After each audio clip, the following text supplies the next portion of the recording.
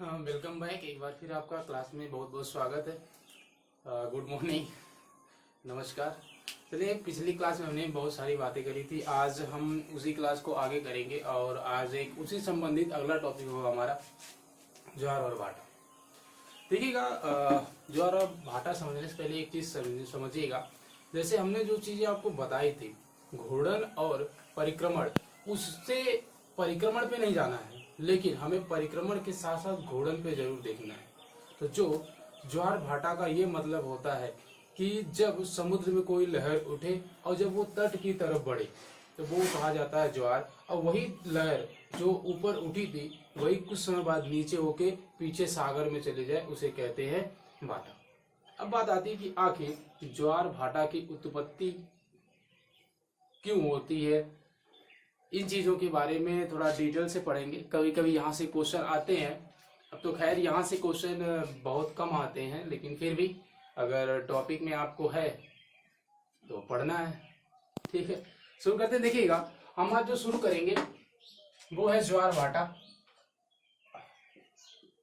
ये टॉपिक आपने शायद पढ़ा भी होगा, लेकिन आज कुछ विशेष तरीके से पढ़ेंगे ज्वार और भाटा। थोड़ी परिभाषा के साथ पढ़ेंगे, थोड़ी समझ के साथ पढ़ेंगे, लेकिन इतना पता है कि इस क्लास के बाद आपको पढ़ने की जरूरत नहीं पड़ेगी। ठीक, तो देखिएगा, ज्वार क्या होता है, भाटा क्या होता है, ये क्यों आते हैं, क्यों वापस चले जाते हैं, इनमें क्या क्या चीजें होती हैं, सब चीजों के बारे में थोड़ी डिटेल से चर्चा करेंगे। ठीक, देखते हैं ये क्लास कहाँ तक चलती है। अगर कुछ पार्ट बचेगा तो उसे अगले भाग में देख लेंगे। फिलहाल शुरू करते हैं। ठीक है, ज्वार किसे कहते हैं पहले ये जान लीजिए। होता क्या है कि जब सूर्य और चंद्रमा, दो ग्रह उपग्रह हैं, एक हमारे पास तारा है, एक उपग्रह है, तो सूर्य और चंद्रमा की संयुक्त शक्ति के कारण जब पृथ्वी पर समुद्री लहरें उत्पन्न होती हैं और लहरें जब तट की तरफ आगे बढ़ती हैं, उसे नाम दिया जाता है ज्वार। जैसे ये मान ले हम सूर्य है और ये मान ले हम चंद्रमा है, ये है हमारी पृथ्वी। मतलब इसका गुरुत्वाकर्षण और इसका गुरुत्वाकर्षण जब पृथ्वी पे लगेगा तो ये दोनों प्लस हो जाएंगे, और प्लस होके जब दोनों गुरुत्वाकर्षण पृथ्वी पे लगेगा तो पृथ्वी का जल जो होता है वो ऊपर की तरफ उठने लगता है। जब जल ऊपर उठेगा तो वो तट की तरफ तेजी से बढ़ेगा। जल का उठना और लहरों के रूप में तट की तरफ बढ़ना ही ज्वार कहलाता है। और यही ज्वार जब अपने स्थान को छोड़ के फिर सागर में वापस चला जाए, नदी में वापस चला जाए, तब इसे नाम दिया जाता है भाटा का। देखिएगा, अब हमारे पास टोटल समय होता है 24 घंटे का। हमारे पास एक दिन होता है 24 घंटे का। इस 24 घंटे में पूरे पृथ्वी पर, इस 24 घंटे में पूरे पृथ्वी पर 2 बार ज्वार और 2 बार भाटा आता है।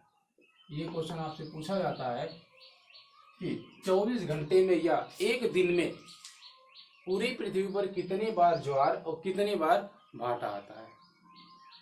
ठीक, तो 24 घंटे में 2 बार ज्वार और 2 बार भाटा आता है। देखिएगा, अब आता है ज्वार और भाटा, ये चीज तो समझ आ गई, लेकिन अब जो आता है तो किन परिस्थितियों में आता है उसके बारे में देखते हैं।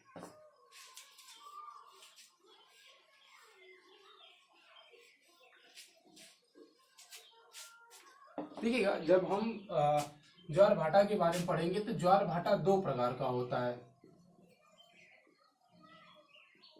2 प्रकार का ज्वार भाटा होता है। जो एक होता है उसे कहते हैं दीर्घ ज्वार,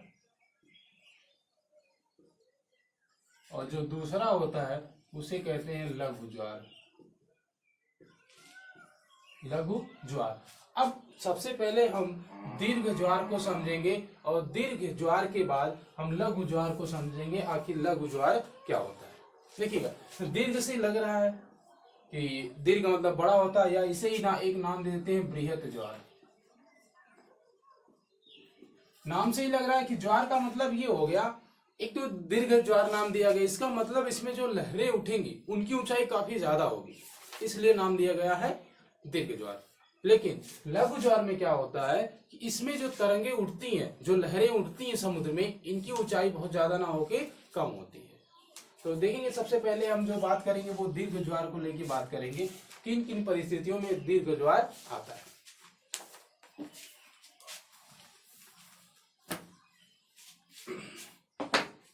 देखिएगा, हमने अभी आपसे बताया था कि सूर्य और चंद्रमा की संयुक्त शक्ति के कारण पृथ्वी पर समुद्र में जो लहरें उत्पन्न होती हैं उनको हम ज्वार कहते हैं।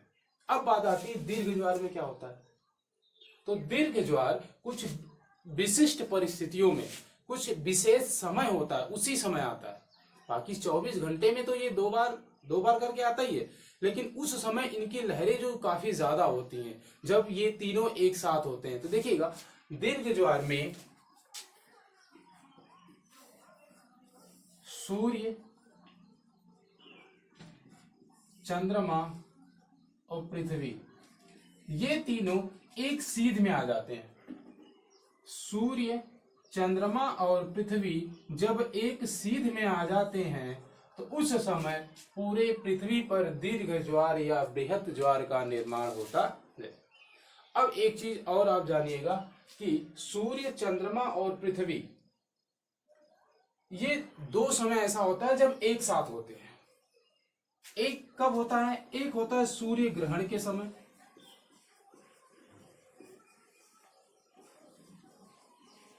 जब सूर्य ग्रहण होता है तब भी ये तीनों एक साथ होते हैं। जब चंद्र ग्रहण होता है, एक चंद्र ग्रहण का समय होता है जब तीनों एक साथ होते हैं। ये चीज आपको पता है, लेकिन फिलहाल जानने की जरूरत है आखिर ये काम कैसे करते हैं पृथ्वी पर। होता क्या है, सूर्य पृथ्वी से काफी दूर है। जो सूर्य से पृथ्वी की दूरी है ये मैंने आपको बता भी दी है, और ये यहाँ से काफी दूर है। तो जो सूर्य का गुरुत्वाकर्षण होगा यहाँ पे बहुत कम मात्रा में लगेगा, लेकिन चंद्रमा इसके नजदीक है तो चंद्रमा का गुरुत्वाकर्षण पृथ्वी पर अत्यधिक मात्रा में लगेगा।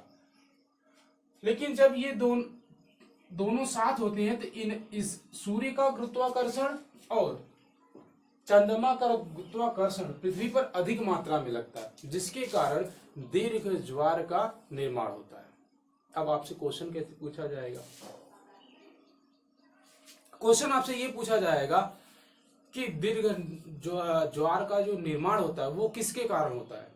सूर्य की गुरुत्वाकर्षण शक्ति के कारण, चंद्रमा की गुरुत्वाकर्षण शक्ति के कारण, या पृथ्वी की गुरुत्वाकर्षण शक्ति के कारण? तो आपका जवाब होगा सूर्य और चंद्रमा की सम्मिलित गुरुत्वाकर्षण शक्ति के कारण दीर्घ ज्वार का निर्माण होता है।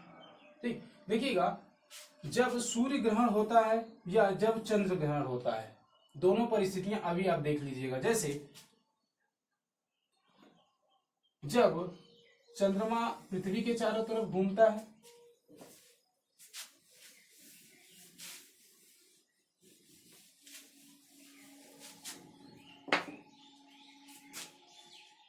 एक बार अच्छे से पढ़ लीजिए, फिर पढ़ने की जरूरत नहीं पड़ेगी।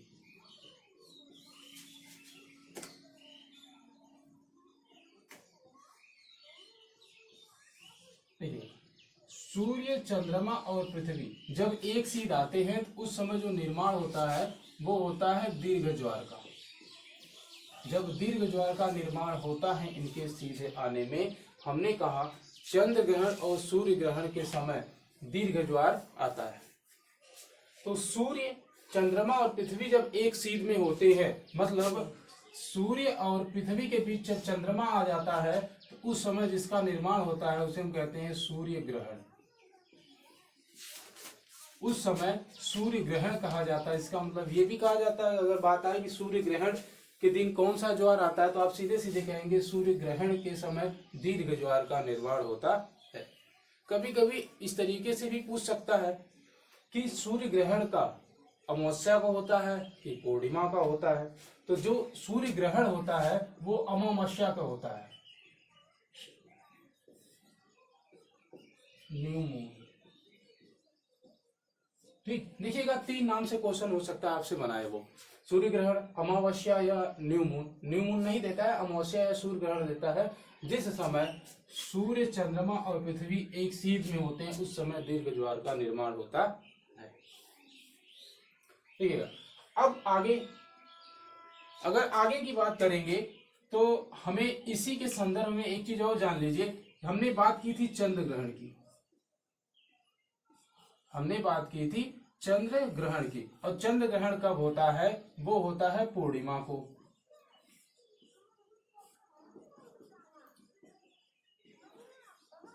जो चंद्र ग्रहण होता है वो होता है पूर्णिमा को, और पूर्णिमा को क्या स्थित होती है ये देख लीजिए। सूर्य, पृथ्वी और चंद्रमा, ये तीनों फिर एक बार सीध में आते हैं और इस समय होता है चंद्र ग्रहण। देखिएगा, आप कहेंगे सर सूर्य, अब तक तो दोनों एक तरफ थे तो पृथ्वी पे ज्यादा बल लग रहा था, जब अब दोनों तरफ हो गए तो क्या क्या? नहीं, होता क्या है कि सूर्य बहुत ज्यादा दूर है। जब बहुत ज्यादा दूर है तो उसकी जो गुरुत्वाकर्षण शक्ति है वो पृथ्वी को बहुत ज्यादा प्रभावित नहीं करती है। ज्यादा जो प्रभावित करती है वो चंद्रमा की शक्ति प्रभावित करती है। अब इसमें ज्वार उठता कैसा ये देख लीजिएगा, दोनों परिस्थितियों में देख लीजिए। पहले देख लीजिए कि सूर्य ग्रहण के समय कैसे लगता है। देखिएगा, ये थोड़ा कम मायने रखता है, लेकिन सबसे ज्यादा मायने ये रखता है जब ये पृथ्वी की कक्षा में ऐसे चक्कर लगा रहा होता है तो हर समय ये पृथ्वी पर अपना गुरुत्वाकर्षण बल लगाता है। अब उस समय सूर्य का थोड़ा सा साथ मिल जाता है तो पानी ऊंचाई पे आ जाता है। अब होता क्या है कि दो बार कैसे होता है? देखिएगा, जब आगे से शक्ति लगेगी, गुरुत्वाकर्षण आगे की तरफ लगेगा तो जो पृथ्वी का जल होगा वो आगे की तरफ उठेगा। ठीक, और आगे की तरफ अगर उठेगा तो एक तरफ पृथ्वी पर भार ज्यादा हो जाएगा तो दूसरी तरफ अपकेंद्रीय बल लगेगा। अपकेंद्रीय बल लगेगा, उस अपकेंद्रीय बल के कारण इसके दूसरे हिस्से में भी ज्वार का निर्माण होगा। तो ये कहा जाता है कि पृथ्वी पर एक ही समय में दो जगह ज्वार आएगा। देखिएगा, यहाँ ज्वार का निर्माण होगा, यहाँ पर भी ज्वार का निर्माण होगा। तो जो ये वाला हिस्सा है, अगर ध्रुव की तरफ देखा जाए, यहाँ पे जो किसका निर्माण होगा? भाटा का।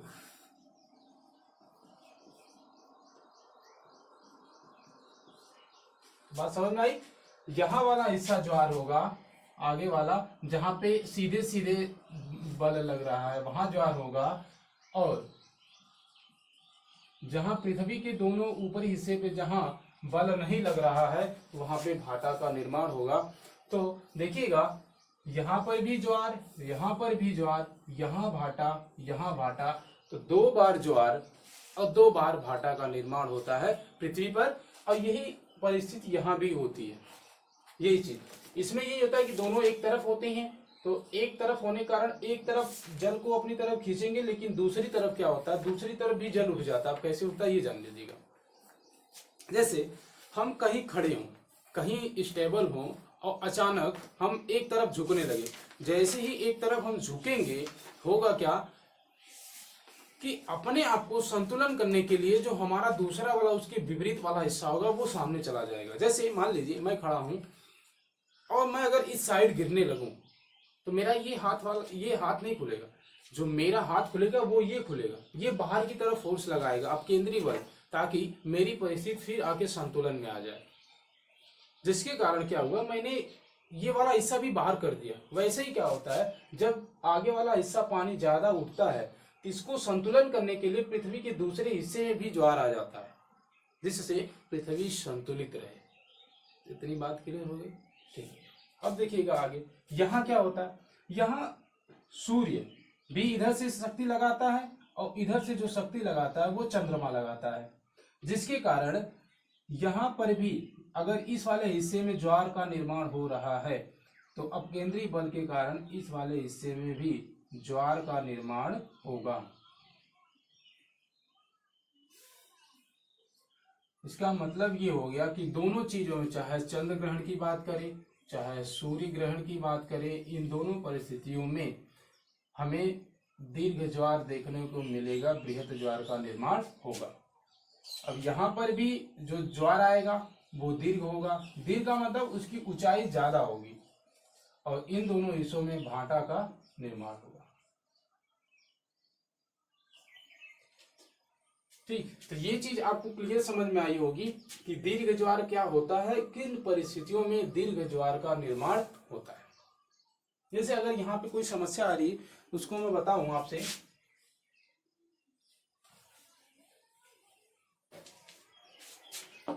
ये सूर्य है और ये चंद्रमा है, ये पृथ्वी है। तो चंद्रमा क्या होता है, ये पृथ्वी के चारों तरफ घूमता है। जब ये शीत में होता है तो सूर्य ग्रहण होता है, लेकिन जब ये यहां से चलता है तो यहां तक आते आते एक स्थिति उत्पन्न होती है जिसको नाम दिया जाता है अष्टमी। अष्टमी देखिएगा, अष्टमी में क्या होता है,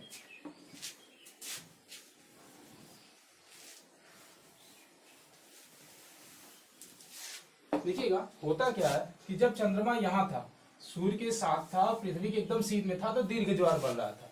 लेकिन चंद्रमा पृथ्वी का चक्कर लगाता है, ठीक। तो अब ये नीचे की तरफ बढ़ेगा और एक समय आएगा जब पृथ्वी से ये 90 डिग्री का कोण बनाएगा, और जिस समय 90 डिग्री का कोण बनाएगा उस समय अष्टमी होगी, और उस दिन जो पृथ्वी पे निर्माण होगा वो लघु ज्वार का निर्माण होगा। आप कहेंगे सर लघु ज्वार का निर्माण क्यों, बताइए। बात इसलिए क्योंकि तब सूर्य का और चंद्रमा का जो बल होगा वो नहीं लगेगा। अब बल तो लगेगा कि भाई ऐसा थोड़ी है कि मतलब उस दिन बल ज्यादा लगेगा उस दिन बल नहीं लगेगा, बल दोनों दिन लगेगा, चाहे वो दीर्घ ज्वार हो चाहे लघु ज्वार हो। बस जल की उठने की जो मात्रा होगी, जो लहरें ज्यादा उठती थी उनकी ऊंचाई कम हो जाएगी। कैसे, देख लीजिएगा। जैसे अब पहले यहां था लेकिन अब यहां चला गया है चंद्रमा, तो अब यहां का बल लगेगा, तो सूर्य भी तो अपनी तरफ थोड़े बहुत जल को खींचेगा, और जब चंद्रमा या नीचे आ गया है तो यहां पर भी अपनी तरफ बल लगाएगा। तो इन दोनों क्षेत्रों में तो ज्वार का निर्माण होगा, लेकिन इनकी विपरीत और भी तो ज्वार का निर्माण होगा। अगर इनके दोनों विपरीत में ज्वार का निर्माण होगा तो जाहिर सी बात है कि ऊंचाई कम होगी, क्योंकि पहले जो जल था वो एक दिशा में ज्यादा खींचता था तो उसके संतुलन में दूसरी तरफ ज्यादा हो जाता था। लेकिन अब क्या है कि दो तरफ, सूर्य की तरफ भी खींच रहा है और चंद्रमा की तरफ भी खींच रहा है, तो दिक्कत आ जाती है, इसलिए इनकी ऊंचाई कम होती है, तो इसे कहा जाता है लघु ज्वार। फिर देखिएगा अष्टमी के बाद फिर यहाँ जाता है सूर्य, तो पूर्णिमा वाला आता है। पूर्णिमा के बाद फिर आती है सप्तमी, यहां से चलने के बाद सप्तमी। अब सप्तमी है तो यहाँ पर भी जो कोण बन रहा है, ये पृथ्वी है, यहाँ पर भी जो कोण बनेगा वो बनेगा 90 डिग्री का। इसका मतलब है कि ये चंद्रमा है और ये पृथ्वी है, तो सूर्य चंद्रमा और पृथ्वी के बीच अगर समकोण जैसी परिस्थितियां उत्पन्न होती हैं तो उस समय पूरे पृथ्वी पे लघु ज्वार का निर्माण होगा। इतनी बात क्लियर हो गई होगी। आपने देखा सूर्य चंद्रमा और पृथ्वी जब एक सीध में आते थे तो उस समय दीर्घ ज्वार का निर्माण होता था, लेकिन जब सूर्य चंद्रमा और पृथ्वी 90 डिग्री पे कोण बना रहे हैं तो उस समय पूरे पृथ्वी पर लघु ज्वार का निर्माण होता है। ये चीज क्लियर हो गई पूरे तरीके से, ठीक। अगर ये चीज क्लियर हो गई तो एक चीज और इसमें बचती है। अब वो क्या है कि कहाँ कहाँ पे जो ज्वार आता है उनकी ऊंचाई क्या होती है ये जान लीजिएगा, कुछ क्वेश्चन यहीं से बनते हैं।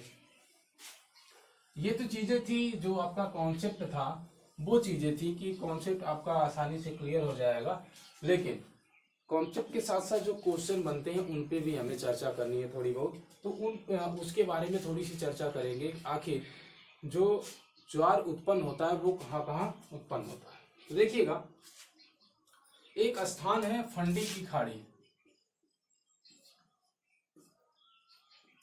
अगर आप मैप आपको याद होगा तो फंडी की खाड़ी कनाडा में मिलेगी, और यहाँ पे जो ज्वार आता है, यहाँ पे जो ज्वार आता है फंडी की खाड़ी में, यहाँ इसकी ऊंचाई बहुत ज्यादा होती है, लगभग 15 से 18 मीटर। अब आप खुद सोच सकते हैं, इमेजिन कर सकते हैं कि अगर जल बराबर है, अगर वो 15 से 18 मीटर ऊंचाई पे उठ रहा है तो वो कितनी ज्यादा ऊंचाई पे जा रहा है। तो फंडी की खाड़ी में जो ज्वार आता है वो 15 से 18 मीटर का आता है। उसके बाद अगर भारत में देखा जाए तो ओखा तट पे, ओखा तट मतलब गुजरात वाले हिस्से में, यहाँ पर आता है। यहाँ पे जो ऊंचाई होती है वो होती है 2.5 मीटर। अब सोचिएगा यहाँ कितना कम है इसकी अपेक्षा। हाँ, जो एक सबसे बेहतरीन एग्जाम्पल है वो है इंग्लैंड। इंग्लैंड में एक स्थान है साउथहैम्पटन।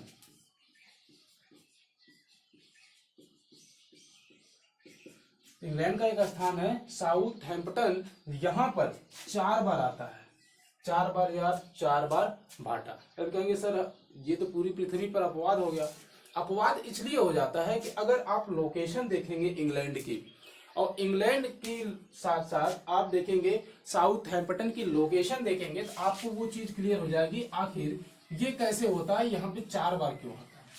यहाँ से क्वेश्चन बनते हैं क्योंकि ये थोड़ा अलग है, इसलिए यहाँ से क्वेश्चन बनाए जाते हैं। इंग्लैंड में साउथहैम्पटन में 4 बार ज्वार आता है और 4 बार भाटा भी आएगा। अब बात आती है इस 4 बार में जो 2 बार का होता है वो किसके कारण आता है, और यहाँ 2 बार होता है वो किसके कारण आता है। तो देखेंगे साउथ इंग्लैंड के नीचे एक संधि होगी जिसको लिखा गया है इंग्लिश चैनल।